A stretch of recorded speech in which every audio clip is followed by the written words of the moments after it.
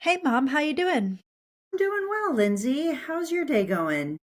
My day is going good. It's been a little busy, but we are recording this early December, December 1st, and I actually did something pretty fun this morning. I went and mailed all of our staff members mini Christmas trees because we are doing a Christmas tree competition. Who can decorate their tree the best? And I think that's going to be really fun. Yeah, my favorite part about it is for those of you that may or may not know, I have two daughters, not just one daughter. And my other daughter is going to be one of the judges on judging whose tree is the best, which she's super pumped about. I'm super pumped about it. I'm not sure the team is super pumped about it, but they're going to get pumped about it, right? So funny. Exactly. Get Mo on a Zoom call. Let's do it.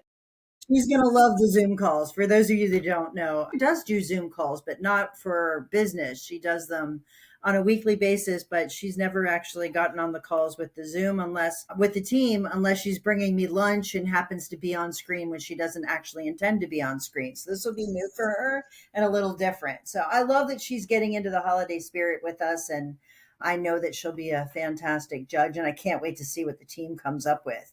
We're a bunch of financial people. So it'll be really interesting to see the creative side of us all come out, and super pumped about it. I am super excited though. We are going to bring a new and different perspective to the podcast today. As you guys know, we are focusing on broadening the perspective, not just with independent insurance agents that are looking to acquire or to sell their business, but all businesses and what that journey is like. So we have invited Matt Porter to join us on the podcast today. Matt, welcome to the show.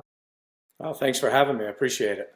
Yeah. So do me a quick favor and just give your background, what your company is, what industry you're in, and a little bit about yourself so our listeners are grounded and understand what perspective you're coming from. Sure. So my name's Matt. Like you said, I live in Maine. Previous business owner, I owned a oil and propane company in Midcoast, Maine that I started out of my dining room and eventually grew it and sold it back in 2022. And I sold it through a merger and acquisition company called Tounge Associates. And I'm currently a senior advisor with Tounge Associates in their energy side, assisting with acquisitions in the industry. A little bit about myself. Grown up in Maine, lived in Maine, came from an entrepreneurial background. Grandparents were self-employed, uncles. My dad owned his own oil company back in the day. So I kind of grew up in the industry and eventually, when the timing was right, started my own business and went from there. Very cool. So, how long ago did you say you sold the business? So I sold it at the end of 2022, December 2022. So Okay. it's And been how about long three have you years. been Okay. How long have you been with, did you call it, I've been reading it in my head this entire time as tongue, but you said something different. So it's Tonge, you said? Town's Associates. Pound. So how long have you been with Yeah. them? A little over a year. Uh, Okay. So you took a break in there. yeah, when I sold, we had been so invested in the business, so focused on it. My wife worked alongside me in the business. After selling it, we took a break. We had kind of set some funds aside, and we traveled. We went on a road trip, hit all 48 states, lower 48.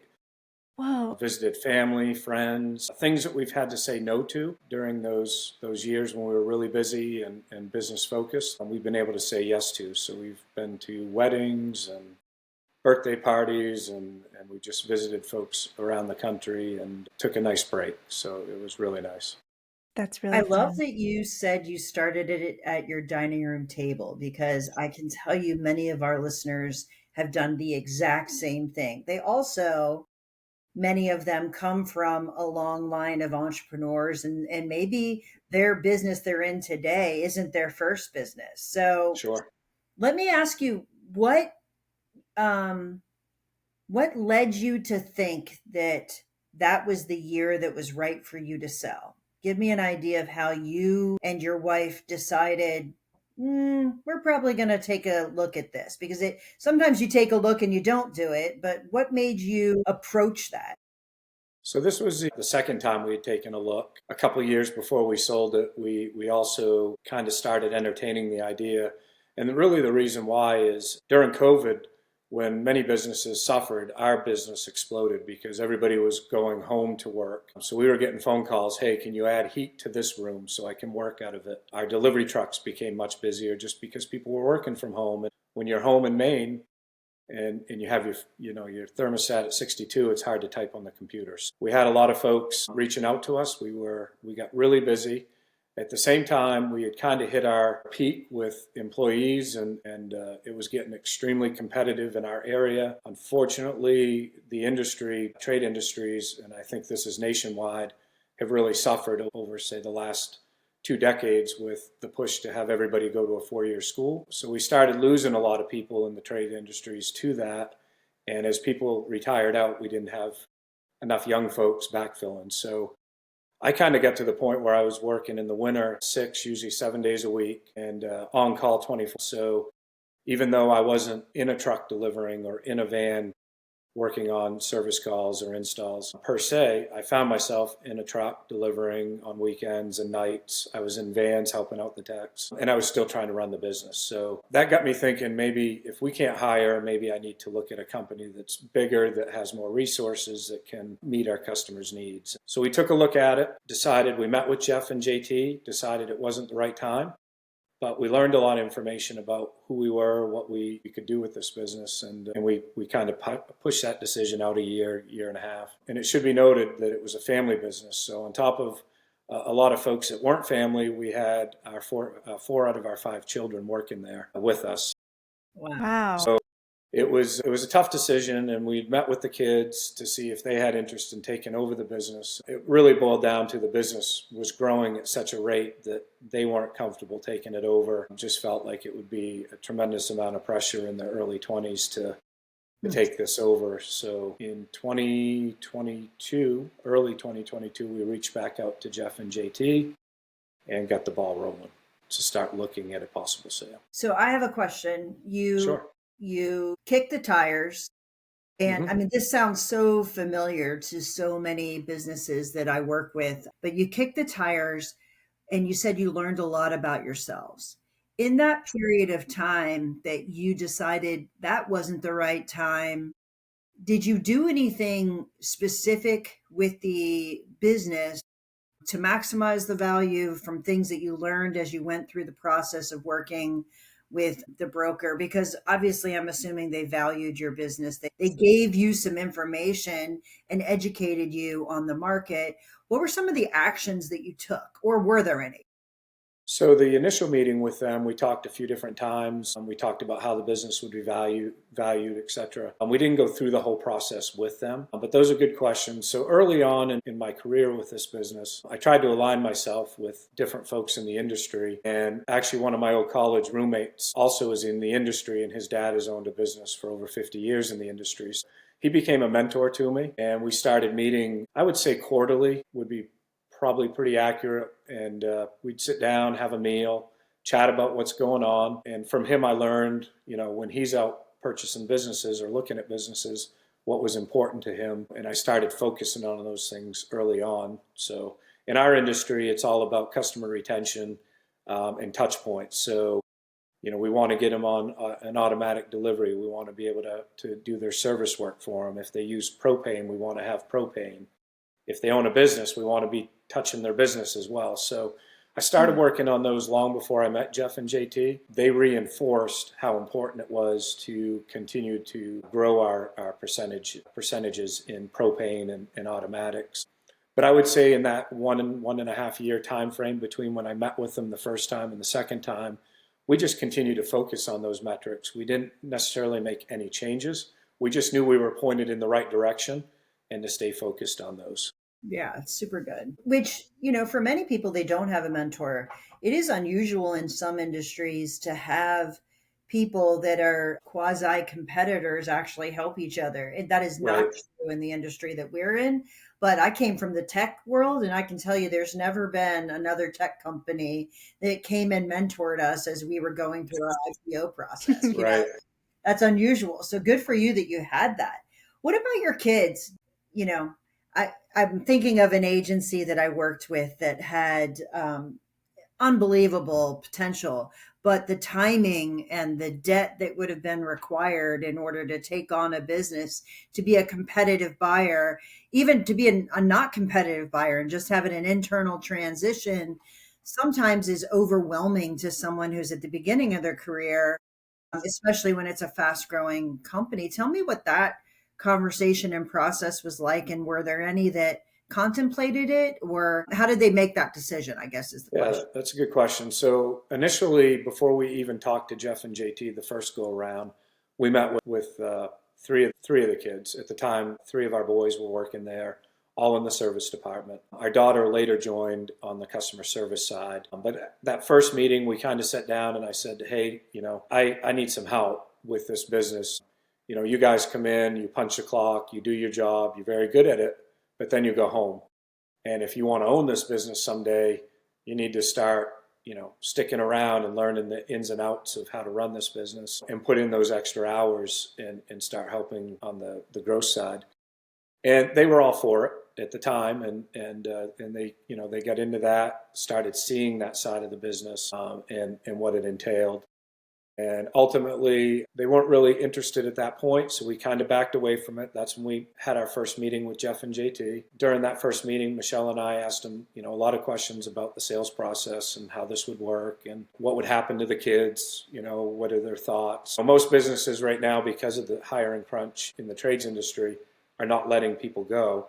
They want to keep that core group together. So we learned a little bit, and then later on, when we met with them the second time, the kids, it was all four of them, and two of the kids expressed interest, the oldest two boys, about moving forward. So we had a few after hours meetings where we sat down, let them ask any question they want about the business, and gave them information that was a lot more in depth than what they were used to, understanding the financials of the business, how some things work behind the scenes that maybe they weren't, had an idea but weren't privy to. Because I can tell you, all my kids grew up in my oil truck. They've been on many deliveries with me, drug the hose, made the deliveries. My oldest boy, during winter break, would go out with me and do service calls. Mm. So they've all been experienced on that side of it, but not what goes on behind the scenes, paying bills, hiring, human resources, banking, insurance, all those different things that you have to navigate. So as they asked questions, one of my sons called me I think it was a weekend, and just said, Dad, I'm going to bow out. That's really more responsibility than I want at this stage of my life. He was 21. And I said, no, I understand. And then his brother, who was 24, he went about another 6 weeks of meetings and questions, and then he called up and he said, look, I don't think I want to take on that pressure, because this is what you built, this is your legacy, this is your retirement, and that's a lot of pressure for me to absorb out of the gate, and just a very mature decision for a young man to make. And here's the kicker. So we go through the sales process and we sell, and 9 months later, my middle son, who is now 22, opened up his own service business. Wow. Once he got out and started working for other people, he decided, you know what? It's I'm going to time. see if I can replicate this. So he It's started pretty his cool. service business. He's in his third year, and now my other two boys work with him. So Oh my Nice. gosh, no way. yeah, That's That's so it's kind of fantastic. a special. full circle. Yeah. That Yeah. is, yeah. So when you started working with the M&A advisor, you obviously Yes. liked the process, because then you came back a couple of years later and started working for them. But what was that process like? So initially, it was we had our meetings up front. I provided them with a lot of information about the business, about our financials, about our clients, our customers, customer breakdown. And then they took all that information and they started working on evaluation. And then my wife and I met them again. I think we did a Zoom meeting and went through the valuation, had questions for them. Obviously, every business owner wants more value out of their business than what it's probably worth. So we Nah, were we can excited. We talk weren't about that. I've never super heard fi- that. Yeah, I've never heard that before. Yeah. Yeah, we were happy that we weren't like way off. Good. We were definitely very close in what we thought we were worth and what Tounge Associates thought we were worth, and what my mentor thought we were worth, because him and I had talked about this several times. He tried to talk me out of selling numerous times, but it really came down to my last year in the business. It was 7 days a week. In the winter, it was 80 to 100 hours a week. My health was taking a beating because I wasn't eating good. I wasn't sleeping a lot. And it just became a scenario where I knew it was the right time to make that move and work with them on this. Mm-hmm. Once we got the valuation back and we were ballpark, we kind of went back and forth with those numbers and what we wanted to see, what they thought was realistic. And once we settled on where we thought things should be, we signed with them, and that got the ball rolling, where they put together a packet that was sent out to numerous companies, both local and nationwide companies. And that's when companies started signing the NDAs, taking a look at us. And ultimately, we had a few people that wanted to make offers that it really was more verbal, but we did get a few written offers. And that's really when the work begins with an M&A, is when those offers come in. You spend a lot of time with them, you go over the offers, and start working on counters and who's the best fit, what's the best offer from that standpoint. So I'll stop there, but I mean, there's a lot to it, and I'm certainly happy to go further into it, see what you guys want to talk about.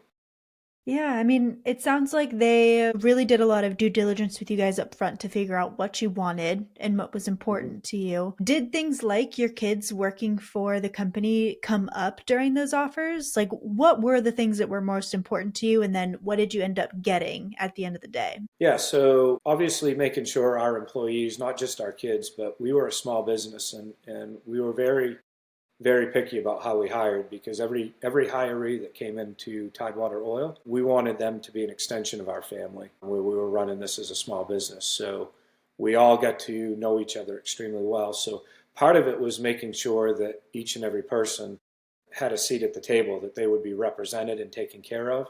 And Jeff and JT made that a priority with all the companies that were reaching out to us, that we wanted to make sure that there was, offers and people would be taken care of from that standpoint. So that was a huge focus. And then when it came down to it, we had two very, very similar offers. We went back to both companies, asked them what they could do to differentiate themselves.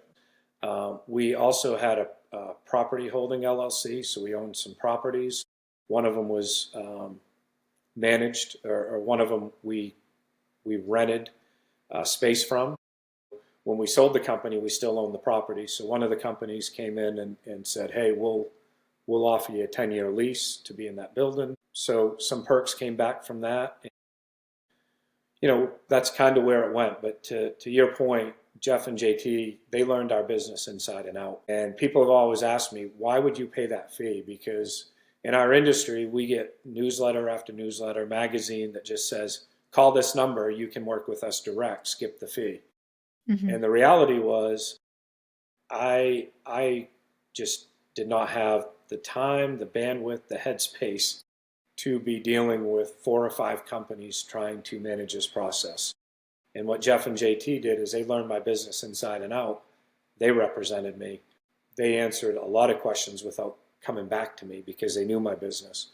When they didn't know it, they would call or shoot an email or a text and get the answer. But for the most part, they became, my lifeline to these businesses and helping us figure out what was the best offer. And at the end of the day, and I've shared this with some friends in the industry, when I looked at the closing sheet and the fees and the attorneys and the accountants and all the things that are going to come up that you have to pay, that line item was the easiest one to absorb, because I don't feel like I would have got the same value. I think if I'd gone direct to the company I sold to, ultimately they would have had a leg up, because I would not have been able to invest the time and energy in understanding, am I getting the best price for my company? Yeah, not only that, I mean, I think many owners of a business are going through an emotional journey through that process, and having someone who is not emotionally tied to the business advocating on your behalf is priceless in many, many situations. And the sheer fact of not, I mean, you have to run the business and actually go through this selling process, which Sure. You can't do both well. Like it's really difficult and it's a journey. I fully agree with you that if you have something of value and you're facing whether or not to enlist the help of someone else to help you through that process, number one, they create demand. You can speak to multiple buyers on your behalf where you might get exhausted after one or two and then just kind of throw Right. your hands in the air and say, I have to do this and leave money on the table. And number two, they've worked with other people who have walked through this journey to help you with that emotional side of it as well. I mean, there are times I think for everybody who's sold a business where they doubt whether or not this is the right decision to go Sure. forward. So that advice is unbelievably valuable as well. I couldn't agree with you more. So if there's advice to others that I haven't talked about that they provided you through that process that maybe some people don't think about, I would love to hear what that is because, hindsight's 2020. As someone who hasn't been through it doesn't know what those things are, right? Right.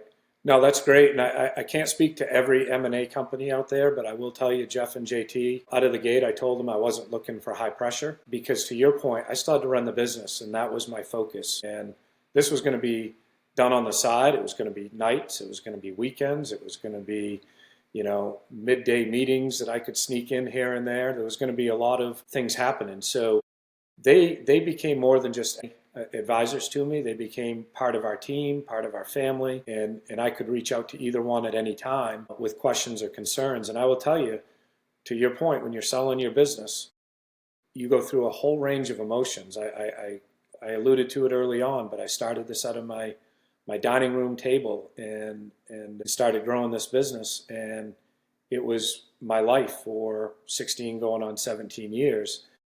The choice to sell was difficult, and I don't know that I don't know if COVID hadn't happened if I would have sold because we had a pretty good thing going. A lot of businesses suffered during COVID and had to either sell or close because of COVID.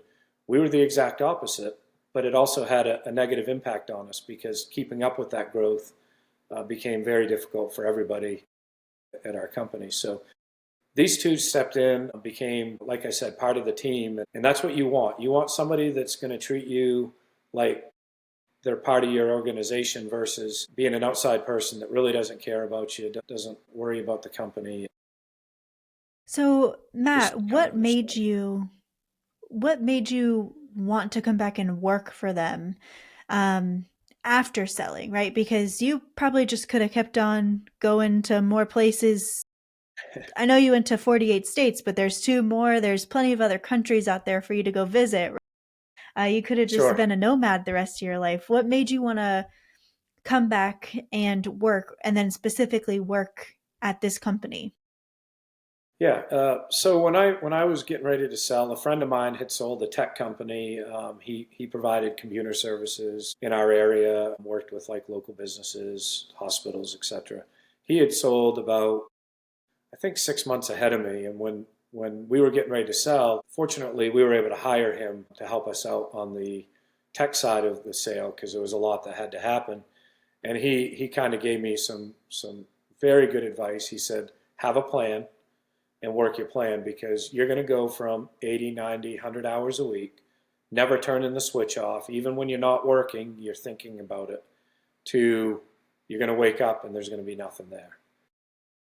And he said, get out of the town, get away from your house, go do something, travel, whatever it is. And we took that advice from him. We did it. But he also said, your brain's going to get to a point where it's just going to say, we got to do something again. Yeah.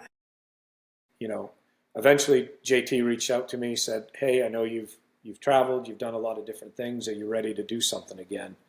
And we had many conversations over a few months, and ultimately we decided I would take this position. And it's a position that still gives me a lot of flexibility. I can do it on the road, I can travel. There are some face-to-face meetings, but a lot of it is just like this. Get on a Nice. computer, throw your earphones in, and do what you got to do. So I still have a lot of flexibility, but it's good for my brain to be engaged. I'm still fairly young, and although I enjoy the nomad lifestyle to a degree, I still feel like I have a lot to give and want to be productive. Yeah. So I love that. And I think some people don't have a plan, therefore they stay too long because they really can't see what is on the other side, or they Right. can't imagine what would be on the other side for them. And so often it becomes so much of your identity. It's tough to imagine a day that you wake up and there aren't a million emails or people or customers that need your attention. So good for you for having a mentor that actually challenged you to do that and create a plan, which is the bridge until you figured out what the next thing was. I think to me, that's the most challenging part of this whole thing. It's not the price, it's not, it is more about you and the people around you. So I'd love to talk to you about the people around you because you've said it a couple of times. I know that your kids worked in the business, but also other people. How did you break the news to them? Because you can't really tell people while you're going through it, right? So give me an idea of what that journey looked like. Yeah, that was tough because, like I said, we had a group of folks, around 20 of us, and we all were friends. We all did things outside of work together. It was just a really close knit group. So to make the decision, one, was very tough and difficult, but I knew that I had to make it, and I knew it was the right time. But once I got into this, I had to be very careful about what I said. I had to be very careful about meetings. Um, I was doing a meeting like this one night at like 7:30, and it was an emergency call, and a tech came walking right in my office Mm, to get a part, and I just kind of had to like slam the computer shut. So I kind of cut him off, but it was challenging. My kids knew, my wife knew, so that right there is a quarter of our company, a little over a quarter. And then I had a gentleman that had come to work for me. He has turned into one of my best friends in life. We still do things. We actually just ran a turkey trot nice. Nice. 5K together the other day, and he was very important. And I took him off to the side and gave him a heads up early on because I was going to have to lean on him a little bit through this process and maybe funnel some of my workload to him when we got into due diligence with the purchaser and things like that. So he knew, and that was it. And we just had to keep it really quiet, and everybody did a phenomenal job. And then ultimately, once the sale happened, we signed our paperwork. The money was transferred in the morning. And that afternoon, after business hours, I had scheduled a meeting, and we brought everybody in, and I shared the news with them. Interestingly, I thought I'd have a really good read on the people I've worked with, right, all these years. And the one person I thought that would be really upset and would kind of give me a ton of pushback, the minute I said it, he clapped his hands and said, "Matt, that's the best decision you've ever made." And Mm, I think it's really good because of where things are going. And then the one person I thought that would be really okay with it was like shooting me daggers and killing me with her eyes, like, oh, what's going on? Oh, So I had them backwards. But at the end of the day, the next day we met again, and everybody, I think, had a positive reaction. And, we worked hard to make sure the transition went well. Leaving a small company for a much larger company is obviously challenging. Benefits got better, pay ultimately got better, but not the flexibility in that small homegrown feel that we were known for. So it was challenging for those folks, but I still have a good relationship with. I don't see everybody the way I'd like to, but we all still kind of bump into each other and stay in touch. yeah. nice. It's interesting how we get it wrong though, isn't it? It's Yeah, interesting that who the things that you think people are thinking just goes to show you that people are in their own head and they have their own way of processing things, and you could know them as well as you think you do, but sometimes they're not viewing it through your lens at all, you know? So right. it's super interesting. One of the other things, real quick on that I would say is that I did agree to stay on with the new company. I stayed on. There was really no end date, but it was get us through this winter because the transition happened in early December, which is a really busy time here in Maine. So I stayed on, and then I think it was around the end of February. I knew it was time. The transition had pretty much run its course. Everybody was settled into their new roles. And we picked a date, and uh, we agreed on it. I got done at the end of March. So I did 4 months of transitional work for them, which I think was great for my employees that were going to be staying around, sticking on, and also for the customers, because that's a big thing. We haven't really touched on that yet, but I would assume, I know, in the insurance companies that I work with, I've developed lifelong relationships with a lot of folks in these companies. Like my customers, who I've known some of them for 16 years, I'm sure the insurance folks know these customers just as well. So making sure that they had a platform and a place to get their questions answered was very important to us. Uh, and again, the M&A folks, Jeff and JT, they kind of gave us a lot of information on how to walk through this process, what the backside of it would look like. And they were just instrumental in helping me move forward with that process. Nice. Well, Matt, we are so happy they were able to join us today.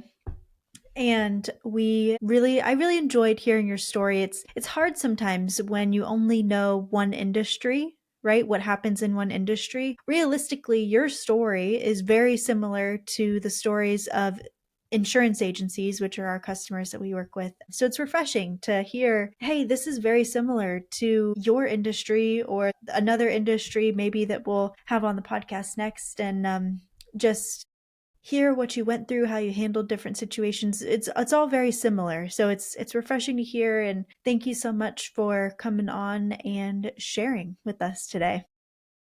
Sure. Well, I enjoyed being here and appreciated talking to you both. Yeah, thanks, Matt. All right. Thank you.